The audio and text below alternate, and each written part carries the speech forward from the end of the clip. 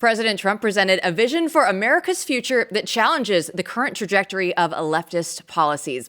He emphasized the need to confront ideologies that undermine traditional American values and freedoms. And tonight, we'll explore whether a middle ground exists or if the ideological divide has become too big to overcome. BlazeTV host Steve Deace wrote about this for theblaze.com. And because of a blizzard in Iowa, he joins us in studio. So we're happy that you're still here for a little while longer in Dallas. But let's get into this. So why can't we coexist with the left? Well, number one, they won't coexist with us. And I think, starting with the Obama era, where everyone who disagrees with me is a racist, misogynistic, xenophobic, homophobic bigot. So I think that we thought prior to Obama that this kind of language, guys, was just used for effect or cynically as a dissembling tactic against us.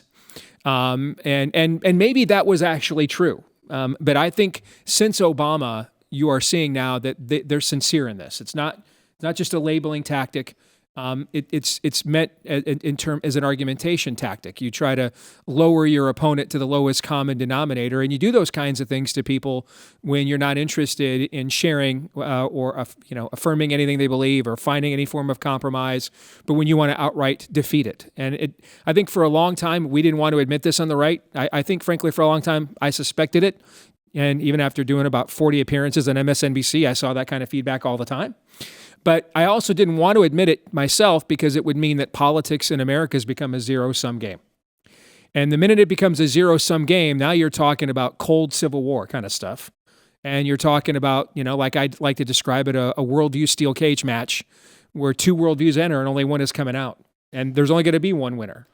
But it's very clear that we are there now. I mean, I think the behavior that they've engaged in just this week, when we were younger, if this was the Clinton era and an issue like trannies in sports came up, what Clinton would have done is sign the bill into law that banned men from participating in women's sports, and then turn around and call the Republicans a bunch of homophobes and transphobes. You try to have both sides of the issues, cornered Republicans. Most of the Republicans actually don't care about the issue or are fine with trannies in sports. They just think they have to be against it because they're on our side. So he'd isolate that, divide the Republicans, right?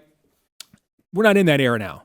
Now we have all members of the Democratic Senate are like, yeah, we're pretty much the people that every church in America warns you about. We're pretty much it. That's us. And I think now they're at a point that the ideology matters more than people. And whenever you get to a point in any human endeavor where the ideology matters more than what's best for human people, you have a cult. And I think that's essentially what they are now. And it's ideology or nothing. And I think at that point now it's a zero-sum game, and we cannot share a culture together. I mean, what do I have in common? The study that just came out today about we've actually taken the people we've done the meatball surgery to, who are already struggling with depressive episodes, and made them even worse. Mm-hmm. What does the three of us or anybody that works here? I mean, anybody who's to the right of Mao, what do you have in common with that? The answer is nothing. I had a similar understanding during Barack Obama's presidency. I remember conversations with friends where we'd say, there are people out there who I think that I disagree with them. They hate me, but I just disagree with them. And the thing that really switched me, that woke me up to all of this was, Christians have long been kind of considered a protected class in America, someone who's ascendant, someone who's not actually a victim.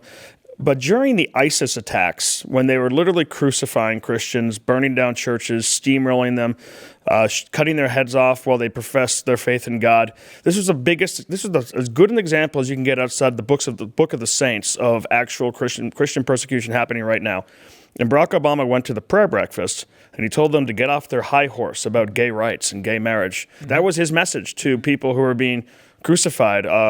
And that's when I realized they hate us. They really do hate us. It's not just dialogue. Mm-hmm. They want to destroy us. They want to destroy everything about us. And this guy was supposed to be the great unifier.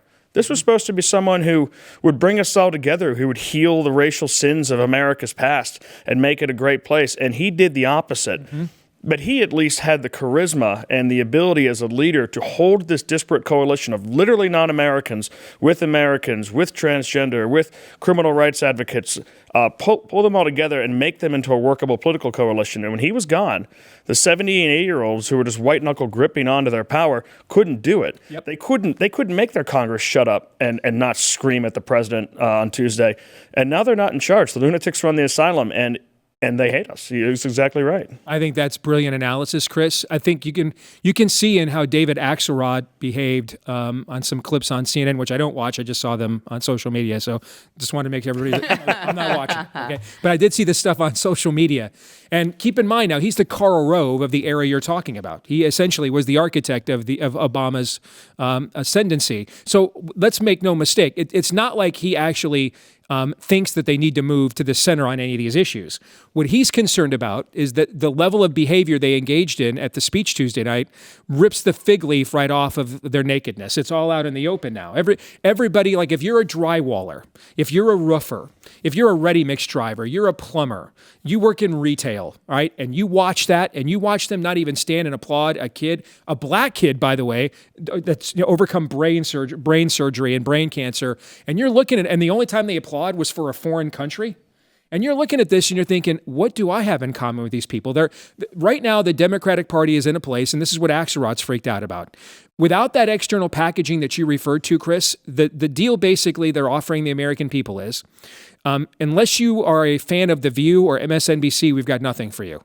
Literally nothing. We offer you absolutely nothing. And in fact, we not only offer you nothing, we hate your guts.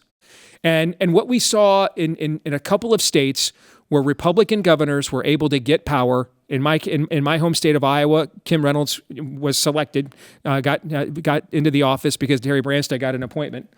And then you look at how she's expanded her popularity. Ron DeSantis in Florida, without Trump's endorsement, never wins a primary, wins a general by less than 40,000 votes, gets reelected by the largest margin in Florida state history. What did those two governors do? Exactly what Donald Trump did on Tuesday night.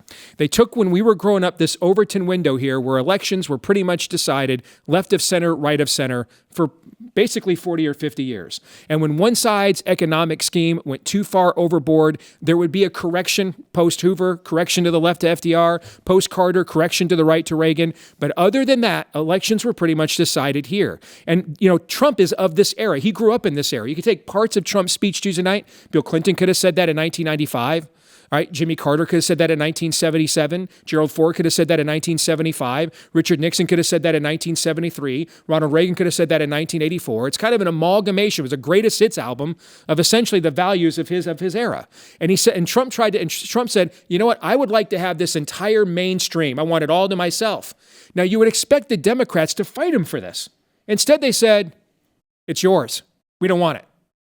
And you watch them essentially just abrogate, surrender the entire American mainstream to Donald Trump. And that is what David Axelrod is freaked out about. Because you're supposed to do this when the cameras aren't rolling, behind closed doors, when policy and the sausage is actually being made. Not during the performative aspects of politics that most people are actually paying attention to, because then the jig is up and now all the masks are off. And that's where we are right now. And when that happened in Iowa and that happened in Florida, you saw the Democratic Party just reduced to letterhead. There's really not that many people that are into MSNBC and The View. There's only so many Karens in the suburb that watch that stuff. And when you reduce your coalition to only that, basically the people who think Elizabeth Warren got robbed, when you reduce your coalition to that, you can't win national elections. And that's what Axelrod is freaked out about, and he should be. Well, I want to take this conversation forward because one of the most well-known Democratic governors in the country is Gavin Newsom. Mm-hmm. And he is moving towards the center. He's out there doing interviews with Charlie Kirk, everybody. He's saying that 200,000 state employees have to go back to work. And now let's go ahead and watch this because I know that now all of a sudden he believes that men in women's sports isn't fair. So like you right now should come out and be like, you know what? The young man who's about to win the state championship in the long jump in female sports, right. that shouldn't happen. You as the governor should step out and say no. No, and I appreciate. But like, would you do something like that? Would you say no men in female sports? Well, I think it's an issue of fairness. I completely agree with you on that. So that's easy to call out, the unfairness of that. It's easy to call out, Steve. I don't know. Since Are when? we getting ready for a big presidential run? Because the Gavin Newsom that I know, not in love, but definitely not love, but the Gavin Newsom I know would never say that. No. And he's clearly attempting to retcon and rebrand himself. What's the timing of this is fascinating. So yesterday I went over and met with my movie producer crew about the Nefarious sequel, because they're located here in Dallas now. And they moved here to get the hell out of California and LA. So they're still getting their old business email or mail from Burbank and Hollywood sent to them, forwarded to them here. Yesterday, what arrived in the mail, and one of my movie producers or directors came and showed it to me. Yesterday, what got forwarded to them from LA was the California Department of Labor, and it's a current insert on trannies in the workplace and how they are to be treated, how we're to avoid transphobia in the workplace. It's some of the most ridiculous propaganda you could possibly imagine, and they're still disseminating this as we speak while he's out there trying to play this act. So first of all, good on Charlie for putting it on him, all right, and putting him on the spot. But the problem that Gavin Newsom has, I mean, what he's trying is the right approach for them, but you can't get nominated the leader of their party by doing it. The other problem for him trying to be the vehicle is we have on tape him just getting absolutely decimated by Ron DeSantis in that debate. And if I'm running against him, if I'm J.D. Vance running against him in 2028, I mean, I would just look at Gavin Newsom and I would say, listen, man, we sent Donald Trump's JV team after you in the last primary, and the guy that Trump beat by 20, and you got your rear end handed to you. You're a joke, and he is a joke. I mean, he's a white straight male. And so right away he has no chance to be their nominee. But you do see this shift in the Democratic Party that's happening only really in the state level. You're definitely not seeing it in Washington, D.C. And the governors, Shapiro in Pennsylvania, are trying to act and talk more moderately. People like actually Fetterman at the national level is talking more moderately, although his votes always go with the Democrats when things are actually on the table and it's not just a tweet out there. You have Pritzker going out there, and it seems like these are fig leaves. Like Gavin Newsom says, hey, I accidentally burned down my largest city, so I'm going to say it's unfair for men to compete in women's sports. Pritzker's going to continue with the crime and the taxes and the going bankrupt, but he's going to say, you know what, we're not going to give $2 million or whatever it was to illegal immigrant housing anymore, or medical assistance anymore. They're just cutting around the edges to try and make it more palatable, but I've not seen any indication that their actual ideas and their hatred of America and everything it's ever been has changed at all. I agree. And I think, I know our colleague Jason Whitlock's been talking a lot about Stephen A. Smith, the noted sportscaster, as a potential Democrat nominee. And he's now polling some places in the mid to high single digits, which is pretty good for this early in the process. But the problem with him trying to win the nomination, and I can see the same game that Smith is playing, he's trying to essentially be a Trumpian figure, come from the outside, redefine things. But the problem is he's trying to do the inverse of what Trump did. And that I know that primary very well. I mean, I went from being the first person offered a job by the Trump presidential campaign to competing against him every day with the Cruz campaign. So I saw it from both angles. And what Trump basically said to the GOP base is, I am the guy that will fulfill the things you've long wanted Republicans to do. All right? What the base of people that would appeal, that Stephen A. Smith would actually appeal to, are now becoming Republicans. It's too late. You see what I'm saying? He's a cycle or two too late now. The last helicopter's left Saigon. Exactly. Like I just said, on Tuesday night, Trump said, I'm going to go ahead and claim the entire mainstream for the Republican Party. And the Democratic Party on a national stage said, you may have it. At that point, it is too late for someone like a Stephen A. Smith to say to the Democrat base, hey, I know you think these people in Washington have gone nuts. All right, rally around me. We'll take this thing back to where it was in the 90s when we were winning and we loved America and we had a diverse coalition of people who were patriotic and loved the country. Those people are all gone. They're all leaving. They're all leaving in droves. I got picked up in my Uber here in Dallas 2 days ago. Young 25, 26-year-old black man, all right, with a MAGA hat. Would have never seen that 3 or 4 years ago here in Dallas. Even in Texas would not have seen that. So Stephen A. Smith is too late.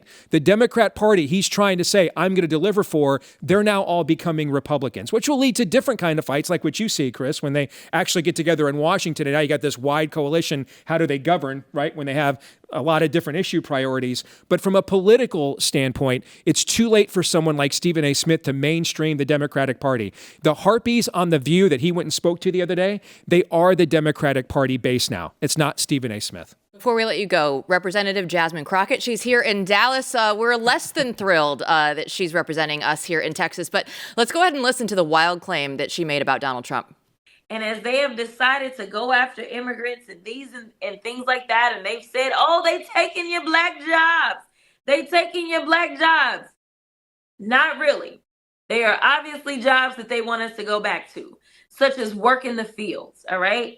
Those immigrants that come into our country, they work the fields, something that we ain't done in a long time.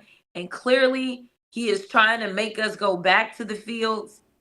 All right, we have about 90 seconds, but I need your breakdown of basically illegals are the new field workers here, slavery. To quote the great prophet Steve Martin in The Jerk, I was born a poor black child. Okay, I mean, my understanding is she was born into some privilege, went to a very exclusive school. Now, I was born to a 15-year-old mom. I did food stamps, ADC, government cheese, which actually isn't that bad if you've ever tried it. All right, so I think we're so beyond this shtick. The fear of standing up to this and pushing back on it is all but gone at this point. I think this stuff just gets laughed off the stage. It's talking to a particular niche audience. She's basically talking to people that aren't good enough to get on MSNBC. I just think it's self-parody at this point.